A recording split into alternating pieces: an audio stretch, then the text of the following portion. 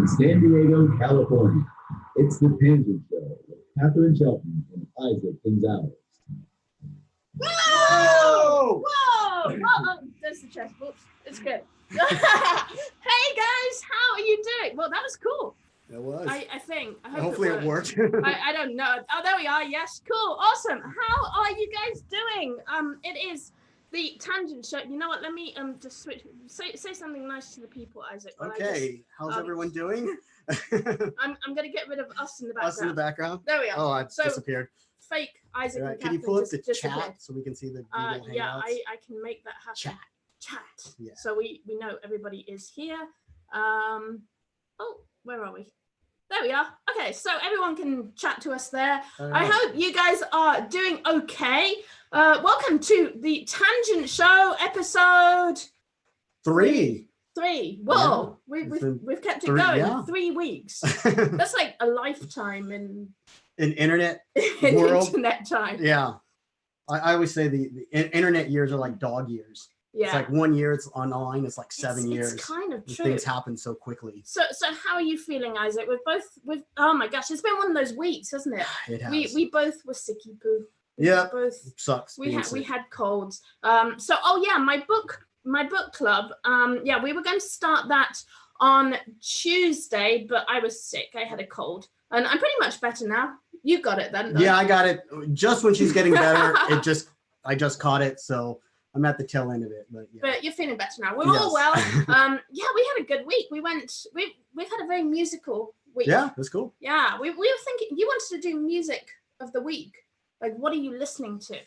That's right, I did. we were going to do that. But what did we see? We went last weekend. We went and saw Burt Bacharach. Yes. I loved it. You fell asleep. I fell asleep. How did you fall asleep during Burt Bacharach, Isaac? He's like a legend. He's 90 years old. It was very soothing music, and my eyes just went. But you like to sing along. We did Raindrops Keep Falling on My Head, and everyone sang. Yeah. And clearly we were about the only people in the entire room that were aged under about 75. Yes, we were hands down the youngest people. I enjoyed it. I enjoyed every minute. I thought it was awesome. And oh my gosh, last night, and we went to LA yesterday, and we saw Robert DeLong. Yes, that was an awesome. Blown. That's more my thing. It was so much fun. If you ever get a chance to see him, go see it because it was awesome. It was so modern. It was really cool. He's making sound effects with these laser beams. He's using a Wii remote. He hits lasers with a stick. He's using like these controllers to make sounds. It's so much fun, the things he was doing. But yeah. So that was pretty awesome. So I don't know if we're gonna have a super long show today. We've got all the usual things, but we're probably gonna see if we can do it in a bit less than an hour. The last 2 episodes been an hour. So anyway, what have we got? We've got all the usual things. We've got niche hunting. We have cool stuff. More cool stuff. Oh, I've got 2 cool stuffs. Okay, double cool stuff. Double cool stuff. It's like the Oreo of double YouTube. Stuff. Double stuff. I never understood that. Like double stuff, and then it's STUF with 1 F, and this is one of those things that my like British brain can't wrap my head around what double stuff is. All you need to know about Oreos is people open it up and they just love the gunk in the middle. That's it. That's the sweet stuff. So they're like, okay, people love this stuff, so we're just gonna put more of it in there. It's like sugar and vegetable oil. A lot of animal fat. Some good stuff. Yeah. What else we got? We got Nerd Corner coming up. You got some good stuff for Nerd Corner. Yeah. We have the big debate and platform of the week. So let's get started with niche hunting. So I gotta do the screen share malarkey. Oh, there it is. So let's move over to my Chrome there. And I thought this week's niche hunting that would be fun to look at is Goldbelly. Goldbelly. And Goldbelly is a gourmet food website. And what I like about Goldbelly is that they get all the wacky food. I just realized the camera is, there we go. It's giving away that we're not really, actually we're in the Maldives today. That's where we are today. That's where we're at. We're in our lovely resort in the Maldives. Oh, yes. You can see. Live life on the ocean. You can see how calm the ocean is in that it isn't moving at all. I'm going to give it all up and become a sea gypsy. A sea gypsy. Yep. That's your plan. Yep. I think that's the Philippines. That's not Maldives. Oh, okay. Maldives are, I think they're like in Africa or something. Oh, okay. It looks very similar to I know. Yeah, I want to go swimming now. It looks nice. So Goldbelly we were talking about. And what I like about Goldbelly is they tend to get like the wackiest foods, like the really trending foods. They go to all the top bakeries, all the really fancy sort of delis, kind of like the haute couture of food. And basically it's the kind of stuff that you're going to put on Instagram or Pinterest and say, whoa, this is the coolest food ever. And I think I got started looking at this because I got an ad for rainbow bagels, and I guess huge bagels are just the big thing right now. But okay, this is how I thought this was useful to people who are in our groups, who are making things to sell online. The first thing is, I guess food is not the easiest thing to sell online, because if you create food, you have to be FDA approved, you have to go through all of the hurdles. Now, that's not to say you can't make food and sell it online. We've done candy, we've done dog biscuits, we've done cookies, and coffee, of course. Yeah, we've sold coffee. And the key thing is, when you do something like that, the way we did it was we white labeled it. So what that means is we go to a company like the coffee, we use Paramount Coffee. And I've got I've got a video about how to sell coffee online. But we used Paramount Coffee, and we got them to label the coffee and basically help us niche it to what we wanted it to be. So we made coffee that supported our brand, which at the time we were really focused on treasure hunting. So we had Katharyne's Treasure Blend coffee. But we've also done things like candy. You can use print candies is the one we used to make candy. We've done dog cookies. That was another one. I've forgotten the name of the company I used to make dog cookies. It was a while ago, but you can do custom dog biscuits. The key thing there is that basically another company that actually produced the food have gone through all the legal hoops, all the FDA hoops, everything there. You just get to put packaging on it and sell it. So you can actually create custom food, sell custom food online. The key thing is just to make sure that you get the food from an authorized proper food production company, factory, and that it is packaged, ready for you to sell it. So that's one thing we've done. Now, another thing with food makes for amazing niches for things like books. Like people love recipe books and cookbooks. We get a lot of people in the KDP group are like, okay, I want to make a cookbook. And I think recipe books that explore kind of wacky food make great gifts. So like, what if you did, so I'm trying to find them now, the rainbow bagels. Let me see if I can find them. Maybe I need to search for it. If I do rainbow bagels, let's see if we, there it is, rainbow bagel. Okay. So I don't even know, the rainbow bagels have now disappeared, but that's okay. You could do, oh, these are pretty awesome. They've got the choose your own ones. You could do like a bagel cookbook that just does how to make really interesting bagels or really interesting bagel fillings. And I think really niched cookbooks can be huge. They make really good gifts because people are like, oh, I love bagels. And you know, you always tend to think of your friends. Like you have certain friends that you're like, oh, I know what that guy likes to eat. I know what that girl likes to eat. That's the bagel guy, right? That's the bagel guy. He always has bagels. Yeah. So I think food is just a great place to start with niche hunting. And another thing with food is that I was thinking about how things like bacon have become trends on their own. Yeah. Like bacon's basically a niche, right? You can put bacon on everything. So now you have like bacon socks, you have bacon hats, like you have notebooks and journals that have like little pieces of bacon on the front. So has the internet collectively combined as one super intelligent and simultaneously agreed that bacon is like super delicious? Unless you're like, you know, a vegetarian. See, Autumn doesn't like bacon. Our daughter, she won't even eat bacon. I don't know what's wrong with that. That's like, I went wrong somewhere. Something went wrong, yeah. But yeah, I think food in itself can be a niche. So that was my thinking. I suggest one thing I would like to say, it fascinates me how much, I guess, the arrangement and the display of food has changed thanks to Instagram. So now it's like no longer does this food need to like be delicious. It has to look delicious. And in some cases, I think for some people, it's more important that the food looks cool so they can post it on Instagram as opposed to it actually tasting good. Right, I think this is a case in point here. There's the Oreo bagel. These are the ones I was thinking of. Tie-dye bagel, and I love the Cookie Monster one. That's just a hot mess. I don't what's even know going on what that there? tastes like, Wow. but yeah. So that's our niche hunting. Is wow. Emily says she has some vegetarian friends who make an exception for bacon. So just a quick hi, Emily, Jennifer, Santasuk, Jay Prince, Janelle. I hope you guys are all doing really, really well this afternoon, this evening. Thank you for joining us again. Yeah. So yeah, that's our niche hunting of the week is Goldbelly. So goldbelly.com if you want to find out what is trending in food. And what I like is they have things like our picks. So you can go and really kind of explore specific ideas. Like there's a recipe book right there. Lucky treats for St. Paddy's.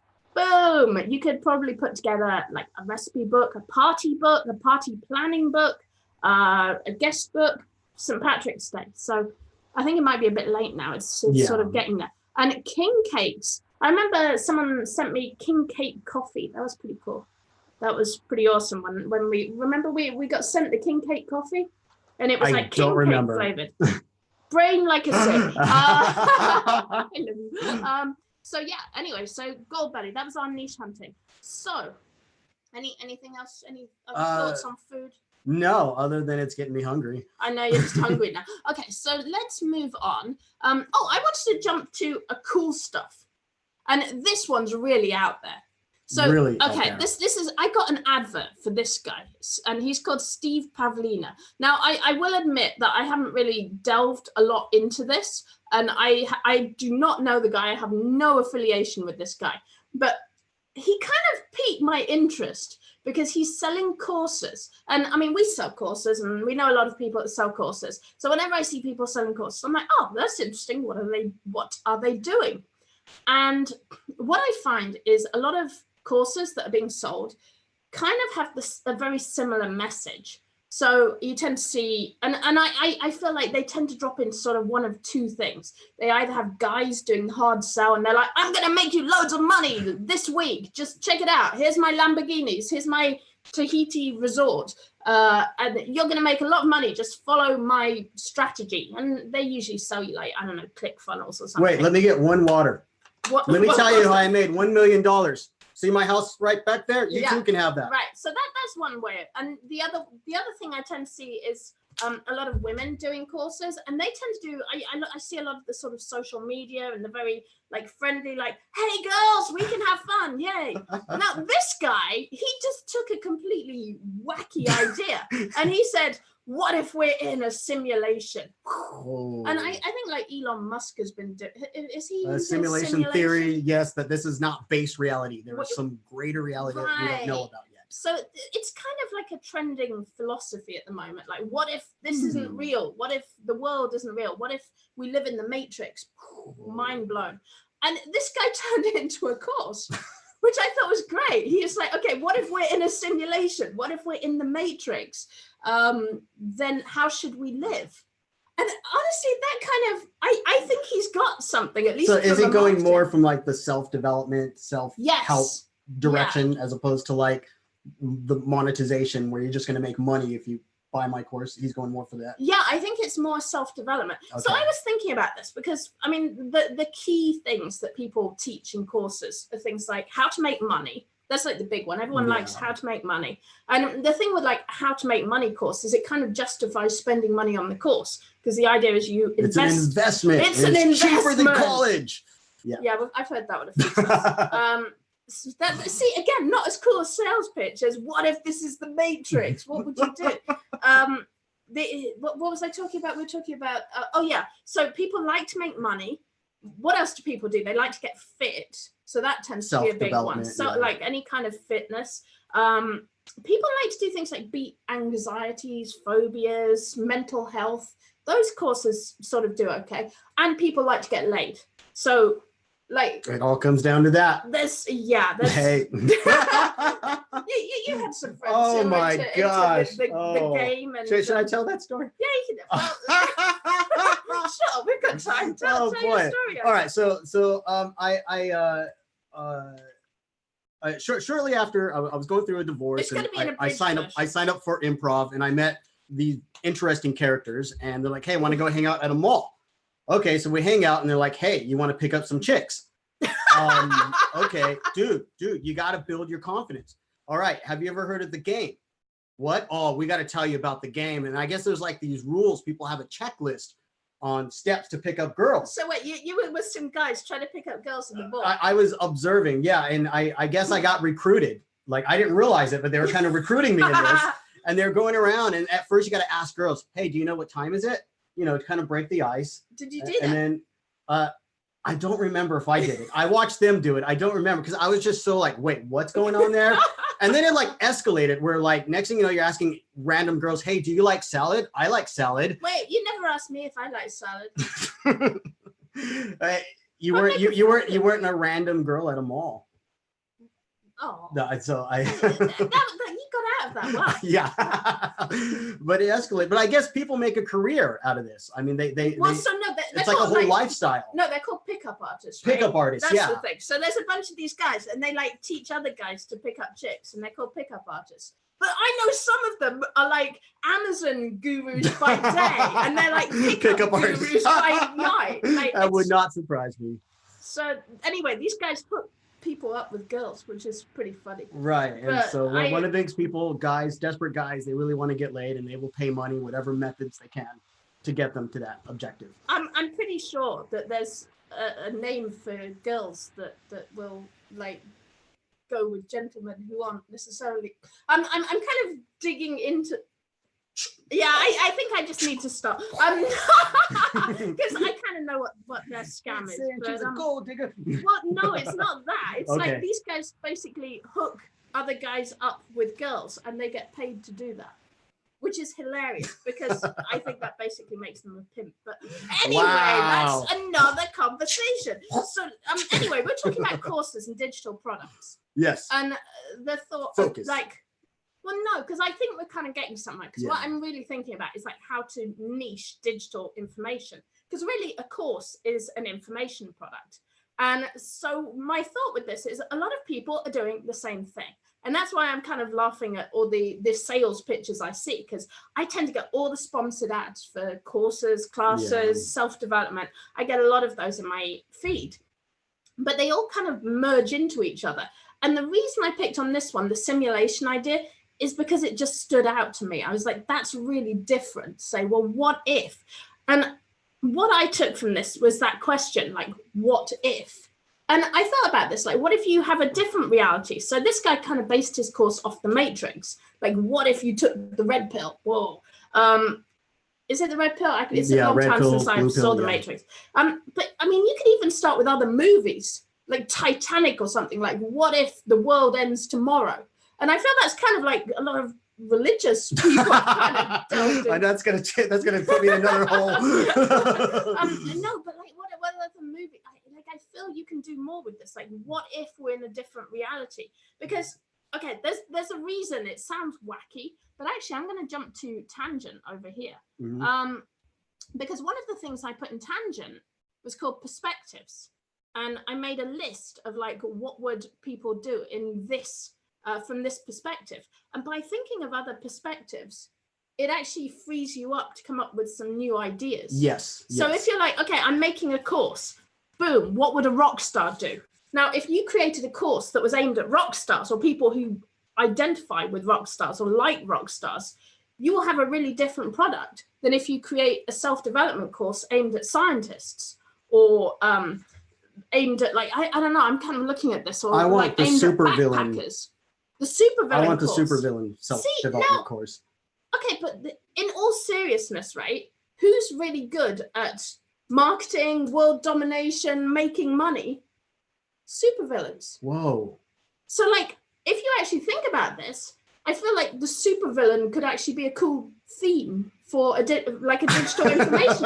And in fact, well, no, because you know there's like black hat forums and stuff, and a lot of like marketers tend to be like, "Ooh, I'm into black hat. I'm into like all these kind of," or they use hacking, like funnel hacking. And yeah, people are so desperate to find like this like secret knowledge that no one else knows. That's going to give them the keys to whatever it is they want. Right. So you could do like marketing super villains or or like fitness supervillains. Oh, Like that's pretty cool. It's basically a way of niching digital information, like a Yeah, digital yeah. product, an information product.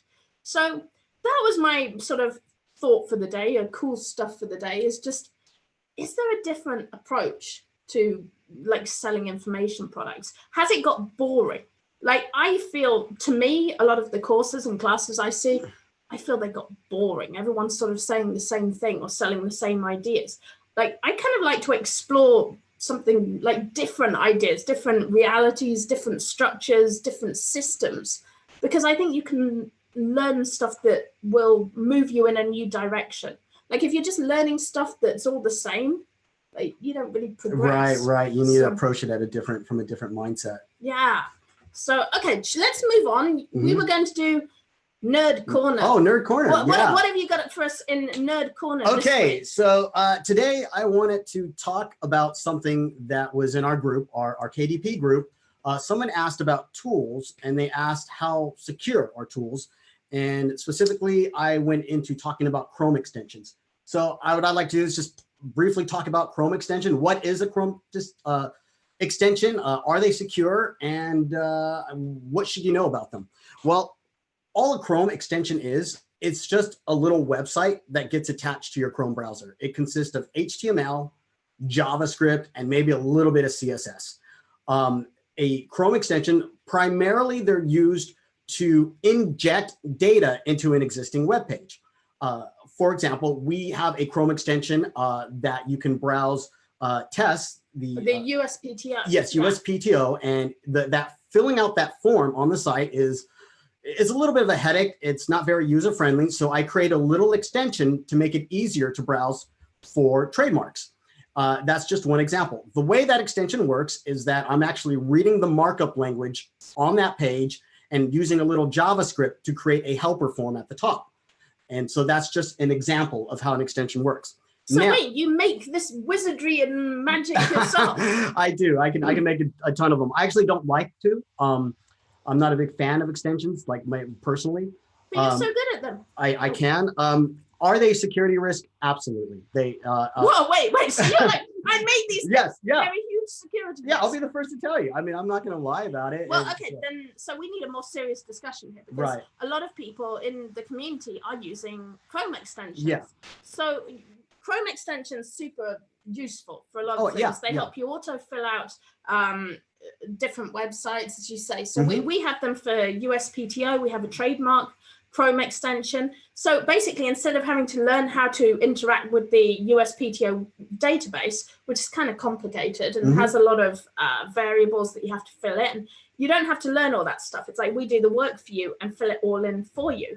So we also have in Tangent Templates, we have a listing helper, which allows you to fill out different ideas for books, information for books that you're creating, and then it pastes that into KDP. Yeah. Now, there were a few questions. One was, is that against Amazon's terms and conditions? So there's a couple of things we're looking at here. One is Amazon's terms and conditions. Do Chrome extensions break those? Another question is, can Chrome extensions spy on you or on your data? And also, I think the other question I'd like to know is, if people want to get Chrome extensions made as their own business idea, what can we tell them about that? So we'll move on to that sort of towards the end. Okay.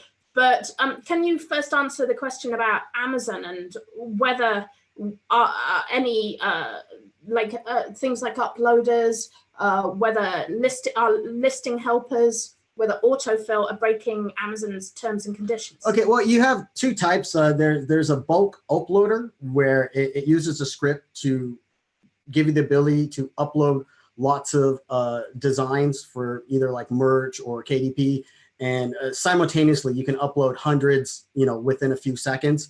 And that sounds scary. In theory. And then, so wait, you're saying that if you were creating books on KDP, theoretically you could have a Chrome extension that uploads hundreds of books. Right. It can open up a bunch of tabs, and then each tab is just going to autofill.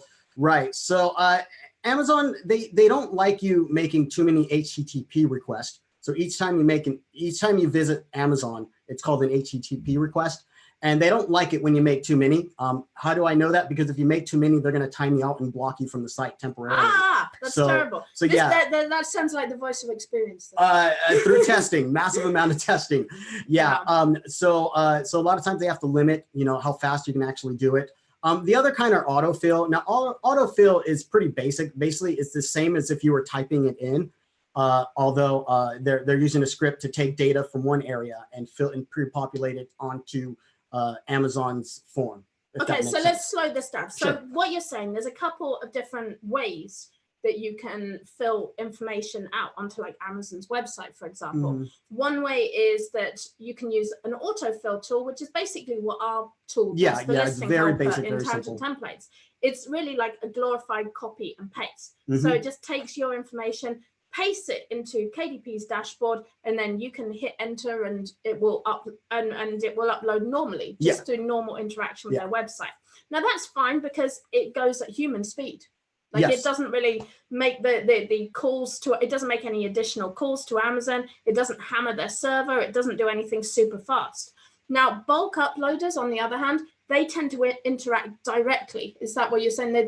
They interact directly with Amazon, push all those buttons? The same functionality is still the same, where they'll be taking data from another site and pre-populating it. The problem is they do it in a way where it's not just one listing. Is they're the goal of a real bulk uploader. Is to hammer lots of listings. And so they'll do that by opening a zillion pages and then just going through each one systematically and filling them out, click submit, filling out, click submit. And you're saying that's a risk without. Oh, absolutely. Absolutely. I would not recommend it, especially with KDP. Right. Yeah. So. And KDP is somewhat untested at this point. Like we're not really sure how KDP will react to people we don't recommend uploading hundreds and hundreds of books. Yeah. Like a lot of people come in and go, how do I make 500 books a day? And we know because there's people in our group who've been like, well, I've got 10,000 or more books listed. And we literally have people 10,000 books or more listed on KDP. A lot of them say it's not that great as a strategy. Like we've seen people who have got like one or two. Well, that's a different discussion, whether it's a good strategy or not. But yeah. I mean, like it's like you can sell 100 copies of one book or one copy of 100 books and you get the same result, but the workload's very different. And I feel like it's just people are like, I don't want to do any marketing, but actually marketing, not that scary, but that's another conversation. Okay, so does it break Amazon's TOS? I'm not sure. I do know they don't like you making too many HTTP requests. That I do know. No, so well, yeah, I can tell you that any automated working with Amazon, any accessing Amazon in an automated fashion is against their terms of service. So strongly recommend against doing that. Now, as far as security goes, in order for these tools to work, you have to give the extension permission to access data on the page that the extension is working on, which means that the extension, not only is it going to pre-populate data on Amazon, it can also extract data from Amazon and then save it into an external server. Okay, so now we're talking about privacy. Yes. And this is something a lot of people are concerned about. They're like, okay, so let's say I've got like an extension that uploads all my merch shirts, for example. Mm-hmm. Are the developers looking at my merch shirts and figuring out, can they see what my best sellers are? Can they see my library at merch? Can they see all my t-shirts? Yes, they can access that. Yes, because when you install the extension, you give it permission. You have, in order for it to work, you have to say, yes, I give you permission to access data on this page. Now, what the extension does with that data, it can be anything. So it's kind of you're putting a lot of trust in developers of Chrome extensions. Yes. Because technically a developer can access. Yes. I mean, for example, if I wanted to, one thing I can do, I can create an extension for merch, a super helpful free extension. People can use it. And then what I can be doing is storing everyone's merch listings onto a separate database. And then I can use the data that I collected, either resell it or repurpose it for something else. That would be evil. So you can like keep a track of everyone's like shirts and then resell the list of like who's best selling shirts. I would have a listing of what shirts they're submitting. So that's a bit scary. So now how do you know though that you have like, a developer who's trustworthy? Now going back to what a Chrome extension is, it's simple JavaScript, HTML, which means that you can use Chrome developer tools to actually see what an extension is doing. And so I can demonstrate that. Hopefully we can do this safely. Let's see. All right. Okay, so we are looking at I think we are looking at this page. Are we on the right page here? Oh, I've got too many. Yep. Okay. Okay, we're here. All so you can go ahead and show us what you wanted to show us, Isaac. Okay. So here we are. We are You want to be in on. tangent templates. Whoops, Yes. sorry about the So we are actually editing an existing listing on KDP. So And what we have here, I have Tangent Templates List Helper installed. And when you go to either to edit an existing KDP book or you're creating a new one, the extension knows what page you're on, and that's when it gets activated. So here, what we did here with our list helper, we just have a simple drop-up forum. So if you're looking at this, this isn't standard on KDP's No, dashboard. this is what our extension is doing. You added, Yes, basically. yes, So very it simple. looks like part of KDP, but it's Very simple. Took me like 4 hours to put together. show up. And it's like JavaScript 101. It's really not a big thing.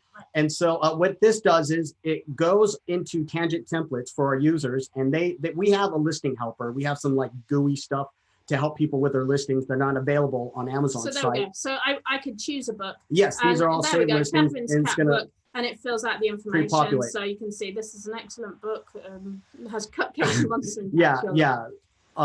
So here's an example of an extension. Now, what you can do, if you right-click and you click Inspect, Right. what that will do, that will pull up That brings up all this scary the stuff. Chrome developer tools, right?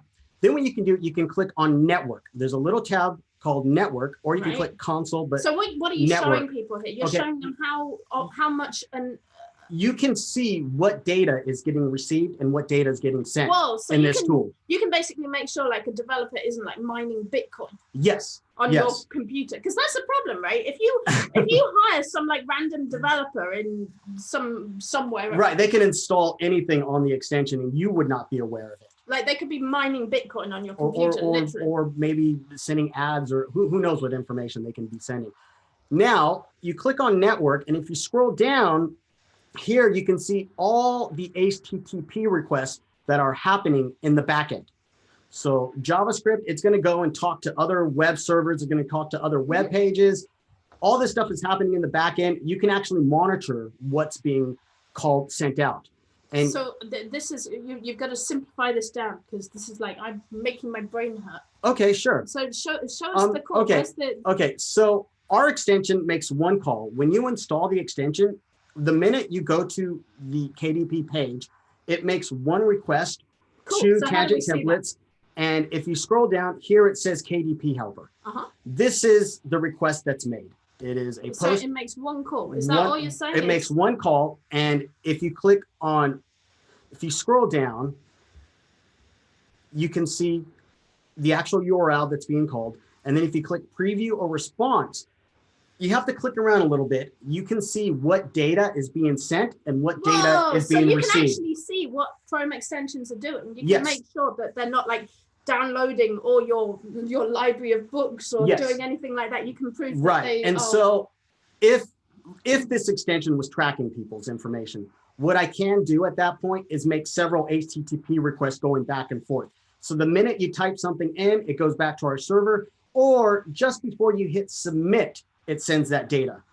Okay, so basically So- what you're saying is you can use inspect, and Yes. that's what you did. You right click here and Yes. you clicked inspect, Mhm. and you can see, because this KDP helper is only called once, that Yes. it's making one call, which is going to Tangent Templates. It's pulling in the information from there from the listing helper, which populates Yes. this box. So when you click a listing, it makes one call, which populates this information. And then we don't have any interaction with KDP. So we can't see your books, we Right. can't see anything that you're doing there. But this is also really helpful, because you can use the same principle on any other website you're doing, on any other extension you're using, to see what calls are being made, how often it's interacting with the database on that website, and like how much work it's doing with that website. So if it's making like 500 calls to a website, you might want to, why are you making so many requests? You can contact a developer and see what's going Now, on. the other thing you mentioned to me is Mhm. that a really important thing with security is that it should be in the Chrome store. Yes, And- absolutely. I do not recommend installing a plugin outside of Chrome Web Store. So Chrome, it's kind of like the App Store. on It Apple. really is. They Yes. have their own store called the Chrome Web Store, And what they do is they actually check through extensions and make sure there's nothing too malicious or too evil in there.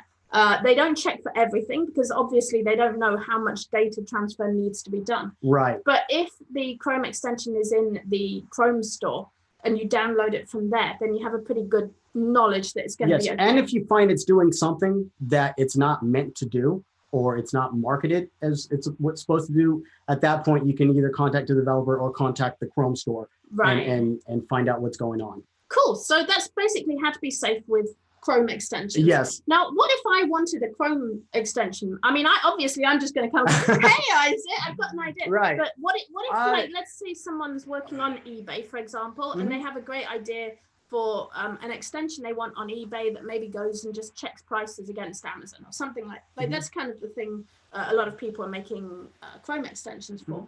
What would I do if I wanted that made? The first thing you want to look is you want to find someone with really good JavaScript skills. So you got to find a developer. A developer, a programmer, and specifically someone that knows JavaScript. Now, someone could be like really versed in JavaScript, but they may not be familiar with developing Chrome extensions. So ideally, maybe someone with experience developing extensions. If you want to, give kind of a rookie programmer a task. So could you use like Upwork, or could you use something like that to hire a developer? Or okay, so that's good to know. You can. And again, the core feature that they need to know is JavaScript. Yeah, awesome. So let's if you guys have any more questions about Chrome extensions, we've got a really good thread going in our KDP group, but feel free to ask questions. Like we're more than happy to talk about things like security, privacy, and anything else that's to do with sort of code and technology. So cool. Yeah, that was it. I just wanted to get that out there. I know a lot of people were concerned, and you do a little bit of research, you can find out what extensions doing yourself. Awesome. So I wanted to move on. I had an idea for something that I thought we could sort of brainstorm. Let me actually, I don't really need to screen share for this. I had an idea this week, and this is something I kind of want to talk about in the group because I thought it'd be a really interesting creative exercise. I was thinking about search engines and how we're so fixated on keywords. Like everything now is about keywords and what you search and key phrases.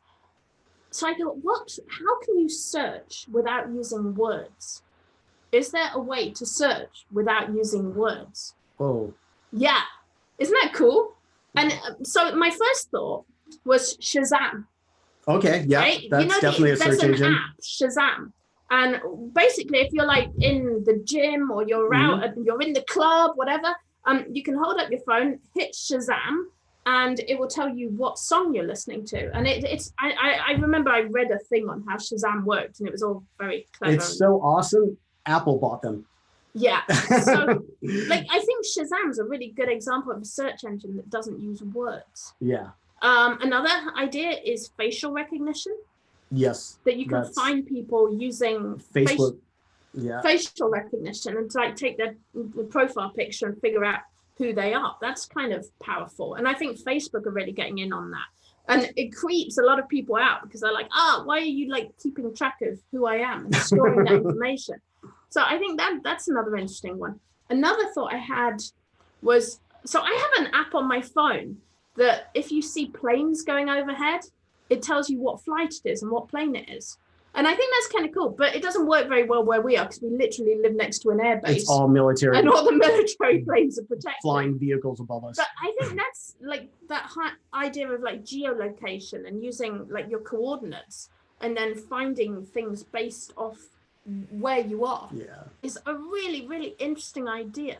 So I've been really thinking on this idea of like how to find information, but without being so reliant on keywords, because I think there's a lot of marketing ideas in there. I think you can look at sort of how you can, like we were talking about Spotify playlists, and I feel like there's a lot of marketing in music, in sort of sound, and in geolocation. Like I know people, oh my gosh, one of the things I know some marketers are doing is they're targeting people in particular places. So like you can literally target people who are standing in your competitor's building. So like if they go to like a car dealer down the road, you can be like, hey, why are you at that guy's place? Why aren't you here? And you can send Facebook ads. Screw Starbucks. It's all about Joe's coffee. Right. And that's kind of becoming a thing that people are starting to use geolocation to Oh. target their competitors, which is kind of black hat and kind of,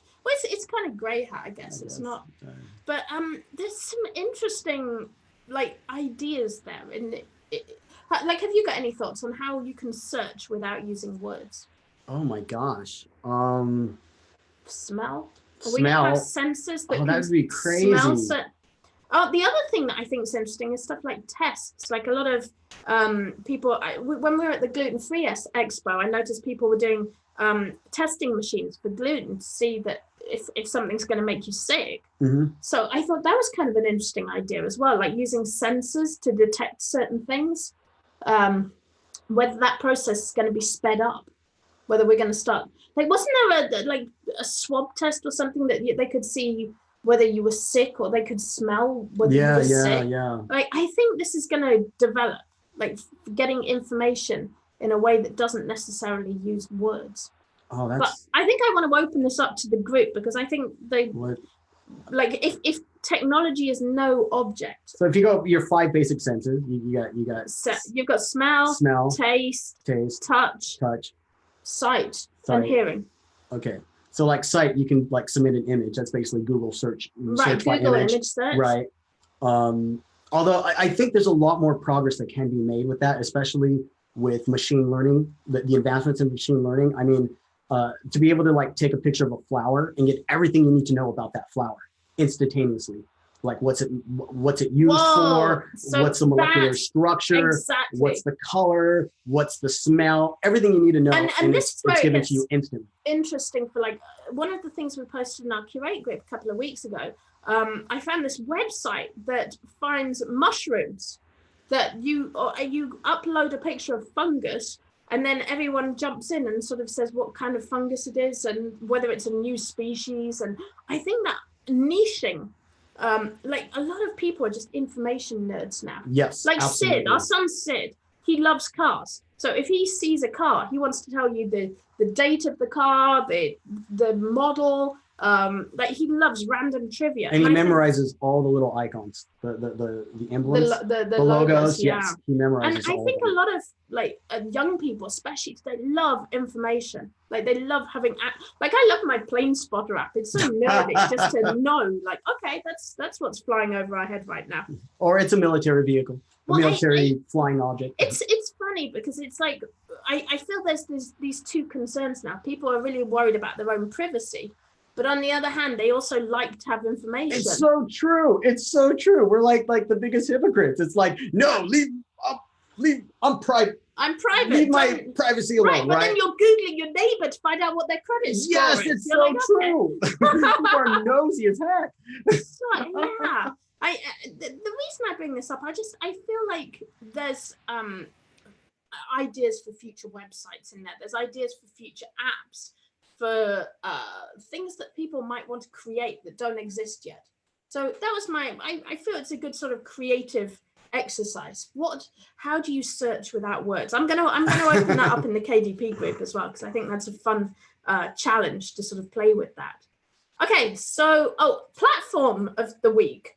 Yeah, this is a weird one. So I found out about, let me do a screen share. It's not open to the general public yet, but something that's been in the news this week a little bit is Facebook's fan subscriptions. And they are only letting a few people in at the moment. So you can't really sign up for it unless you've been invited. But what is interesting is Facebook are looking at doing paid content. And I think they're suggesting a $5 monthly payment. And what it means is like, I don't know, I guess people like us, we could create a blog about creativity or selling online, and we can make articles on our page that are basically locked behind a paywall. And people who pay for fan subscriptions can go and get that information. That data, yeah. Now, the big criticism I've seen leveled at this so far by people who are in the program is they're saying that Facebook are taking 30% of. Oh, they are taking 30%. Yeah, 30% is what the number I've heard. I don't have that information here. Okay, but I think it was on The Verge. They said 30%. So I was like, whoa, because Patreon, they're saying this is going to be a challenge to Patreon, basically, or Patreon. They said this is going to be a challenge to Patreon, which charges about 5%. It takes about 5% in fees. But it does have the advantage of being directly on Facebook, which is where everyone's at. Right. Yeah. It's kind of like Amazon. It's like people are like, well, isn't there an alternative to Amazon? And you're like, well, yeah, there's plenty of alternatives to Amazon, but good luck getting 300 million users to look at your stuff. Yeah. And Facebook's kind of the same way. So it's like, this seems like it's not as good as Patreon. It's more expensive than Patreon. It's very limited at the moment, but it's direct on Facebook. So I think this is going to be an interesting one to watch.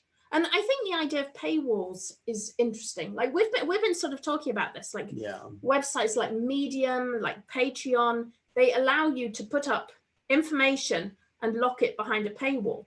But really the game there is to have something clickbaity enough that people are dying to know what that information is. And that's hard. That's like a challenge. Like how do you make information that people will pay for? What information are people willing to pay for? I'll tell you what I hate. All these news organizations, I see a clickbait article on like Twitter. Oh yeah. I click on it. Ooh, I want to see what that is. And then I'm reading it. 5 seconds later, a pop-up window shows up and says, give us $5. And then you can read the rest of the article. And I'm like, well, no. Okay, but why won't you pay for it? Is it because, so the reasons I can see is the information isn't valuable enough.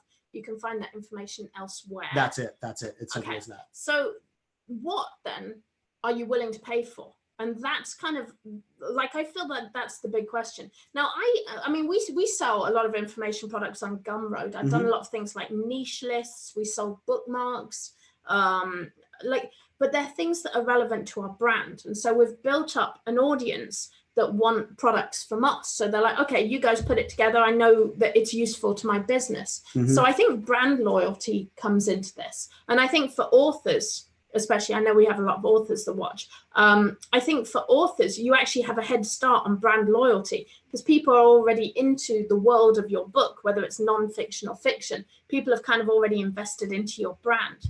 But I think the key is exclusivity. If you have exclusive information, that can be really powerful. And the way you have exclusive information is you find a niche, you find something that no one else is really covering, or you find questions that are unsolved or problems that are unsolved, which is actually easier than it sounds. Like you just look for something that's new, something that people are learning about, something that's emerging, which we tend to do a lot.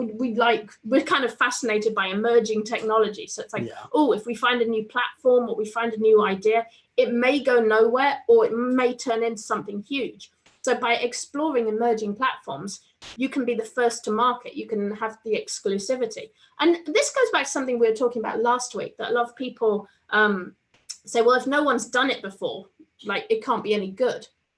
I find the opposite. I love anything that no one's done before. I'm like, great, let's talk about that. That's something new. Sure, it may fail. It may go nowhere, but it may be the next big thing. You never know. So, and Absolutely. Sometimes if you like push on a platform or you push something, you can kind of take part in turning it into the next big Absolutely. thing. So I think there's a lot of power in that. What were we talking about? Facebook. Oh yeah, and content and subscriptions. How you make content that people are willing to pay for. I don't know. I think it's actually a good thing. It's not Patreon. However, I think it's going to be good for a lot of people just to get started with subscriptions. Just know that once you get locked in, be ready to move. Don't expect it as a long-term thing because Facebook, they can change their rules at any time. And they're somewhat unpredictable. And that's kind of true for everything, isn't it? It's like, don't put all your eggs in one basket. Like be willing, sort of keep building your audience and retain them if you can. Like have a mailing list, have Facebook groups, keep your audience sort of like keep track of your audience. Don't lose them. Like don't be too dependent on one platform that you can lose them. So yeah, I think this is an interesting idea though, just thinking about paywalls and how you make information that people will be willing to pay for. I think another one's convenience, that if they know you're there and you're like, and I think this is true for courses. Like I often see people say, well, I'm not going to buy a course. I can just get it all on YouTube. Well, then you have to know what's in the course and you have to go and source all the different bits. Whereas if you have brand loyalty, if people are like, oh, okay, I know you always give good information, and you're going to save me a lot of time. Like, it's worth it for the time. It's like if you're trying to like fix your computer or something, you just want to find the answer. I could tell you my little journey I went to. I purchased a course back in December. There was a framework. I was studying a JavaScript framework for video games, because I on the side, I like to work on video games. And so I was working on it, and I was studying a framework. I watched a video on it, and it was so incomplete. It was enough to get me interested, and I did learn a few things, but I'm like, crap, I really want a crash course on this. So I looked at the developer, and sure enough, he had an Udemy course. Oh, so I bought the Udemy course for $10, right? Because Udemy, you never buy a course over $10. That's my thing on Udemy. I've bought a few that were over $10. Really, I just, they're constantly giving you these discount codes. I mean, no offense to the people making the, no, the courses and that's there. honestly, that's one of the things that a lot of people like me don't like about Udemy, is that it kind of can devalue. Oh, absolutely, course. absolutely. Like if you put out a great course and you're selling it for $200, then you put it on Udemy and they like tank the price. Right, but here's the sneaky thing. So the framework I was learning it, and then I realized it was an older version. And I'm like, oh, I need to learn the new version of the framework, which means they have a whole new set of APIs. So you went and bought it. So they have a newer version of it, but it's not on Udemy. It's on their main website. So then I ended up buying that, which is about 10 times more than what I paid on Udemy, but it was worth it. So the interesting thing there was they kind of sucked you in. I started off on a simple YouTube video, and then I went to Udemy, and then from there I ended up going to their main site. You totally did their funnel. It really was a funnel. It really was. I hate to admit it. But it got me what I needed, and it's a great course. I'm loving it. So yeah. Awesome. Yay. Okay, so the last thing I wanted to talk about, we haven't had a big debate. That was the last thing I wanted to talk about. So, the big debate. So one of the things I noticed people do, they come into our groups and they said, like one guy last week, and he said, okay, I've got this idea for a book. I want to do a prologue. I want to do like 12 chapters. Then I want to do another prologue for part 2, and then some more chapters. Is that acceptable? And I noticed this a lot in our groups. People say, well, what size is a journal? Is it okay if I make a notebook that does this? Is it okay? Is it acceptable if I do that? And it's like, it's interesting how we have this ingrained thing of like, what are the rules? Like when you learn something, you want to know what are the rules, right? Yeah, absolutely. So it's like people are super nervous. Yeah, and I've noticed the same thing like all the way through everything we've done, like bundles or like selling private label, whatever. And there are some rules that you have to stick to. Like you don't want to break like laws. You want to make sure you're within the rules when it comes to things like trademarks and copyright. You don't want to break those rules. However, there's a lot of things where rules are kind of assumed. Like, a notebook is this size, or a composition book is this size. I think in fact, I was writing something the other day and I put, what's my number one rule of creativity? Break the rules. Break the rules. Yeah. What do you think about breaking the rules? Are you scared? I don't know. I guess there are certain rules that should be broken. So that's my first reaction. Okay. So no, let me explain a little bit more, because it's one of those things that I feel one person does things a certain way. Like someone does, I make all my journals, I make them 6 inches by 9 inches. And then someone else goes, well, what's the standard size for a journal? Oh, it's 6 by 9 inches. And it becomes like this group think where everyone's doing the same thing. Now, I look at my bookshelf, for example, and I see all kinds of different sizes of books. There's big books, the little books. And I think it's really powerful sometimes to break the pattern. That's it. Break the pattern. That's it. And like, for example, oh my gosh, this is a good example. This is a Treat lip balm. And what is cool about these lip balms is they're huge. They're really big. See, that's like how big it is. It's like bigger than my ear. I'm trying to do perspective, which is not. But they kind of broke the rules on lip balm. First, they made it organic. So they made it all natural things. And they made it huge, because when you think about a lip balm, you think, well, what's the attributes of a lip balm? It's small, it fits in your pocket, it's made of some weird chemical stuff, and it's cheap. And they made it $14. This is a $14 lip balm here. I know you're like giving me judgy look. You're like, what? You spent $14 on a lip balm?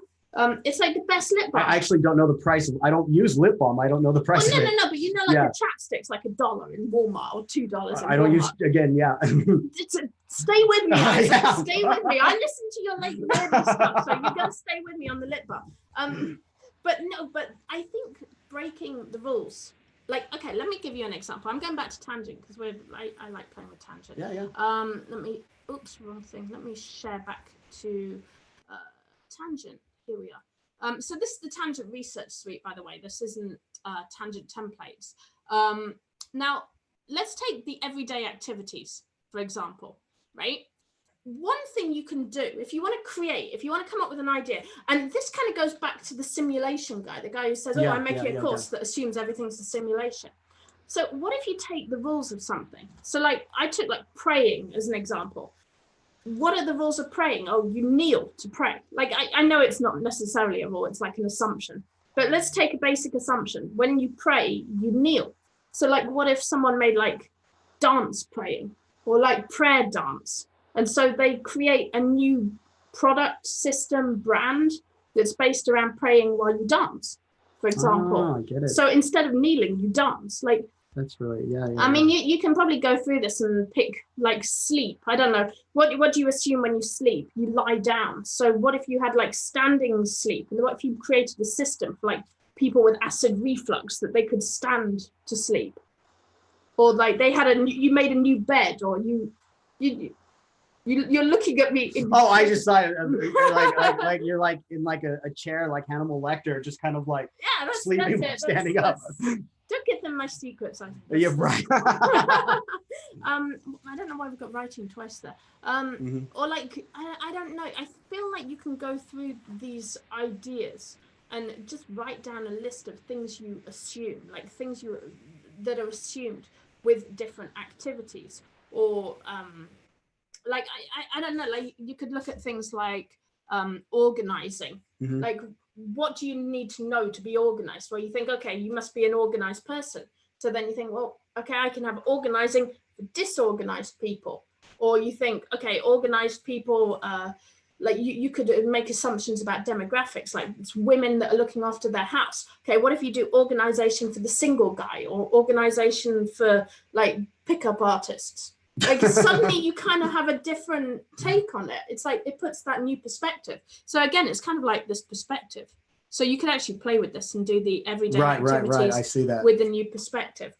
So my thought today is break rules, or at least break assumptions. There you go. Don't break anyone's terms of service. Don't break any laws. Yeah. But look at rules that you assume that you don't actually have to abide by. Because I feel I always want to tell people, like, go and do something different. You don't have to do what everyone else is doing, because it's usually, and I think like Sasha O'Hara, she's like one of the best examples, because it's like, what are coloring books? Coloring books are peaceful. They're very nice. They always have lovely patterns. And then she put swear words in them, which broke the rules of coloring books, but it created, at the time, yeah. But it created a whole new genre. Yeah. And I think that's kind of the thing. Look at assumptions. Look at where you make assumptions that can be broken. So that's something I think is kind of cool. That's really cool. It kind of reminds me of going back to graphic design and the principles of design, where you have contrast and emphasis. And one way to stand out, one way to create contrast from yourself among everyone else, is to do something very different. It breaks the pattern. It doesn't follow the norm or what's considered standardized. The standard, right? So, okay, I think we have reached the end of the show. Yeah, it's 5 o'clock. Well, we did an hour exactly. Whoa. Cool. We're gonna go see Mesmerica. That's right. It's gonna be fun. Whoa, it's a trippy music and light thing. It's a big hologram thing in the air or Science something. Museum. So we've got that coming up. So, all right, guys, thank you for joining us. If you have enjoyed the show, please remember to subscribe. Oh, I'm sorry, Lawrence. Lawrence says he's not getting notified of live broadcasts, and he did click the bell. I have no more advice other than subscribe, click the bell. Hopefully you'll get notifications. Unfortunately, we can't maintain, like, it's kind of out of our hands. I had the same issue. Google, their push notifications showed up after we were done with the show. I'm like, but we're going to be here every 4 p.m. On Friday afternoons. tell your Alexa, tell Siri to set a reminder. That's probably the best thing you can do. Just say, remind me 4 p.m. 4 p.m. Pacific Standard Pacific time that I must watch the Awesome Tangent Show because it's a great show. Thank you. All right, guys, thank you so much for joining us. Have an amazing weekend.